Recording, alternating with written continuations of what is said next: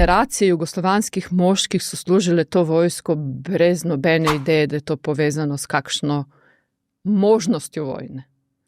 Da je to je bilo zelo daleč. Meni vsi pravijo, da najbolj smešno, najbolj bizarno za njih je bilo, ko morajo prizarjati te, Romuni napadajo iz strani,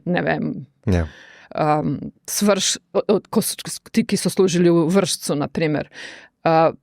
Za njih je to bilo toliko daleč od vsake realnosti, da je bilo absurdno. Tako da niso živeli z idejo, da je vojna možna, niso živeli z idejo, da dejstvo, da so v vojski, lahko pripelje premočrtno do tega, da se bojo znašli v vojni. Do zadnjih let Jugoslavije.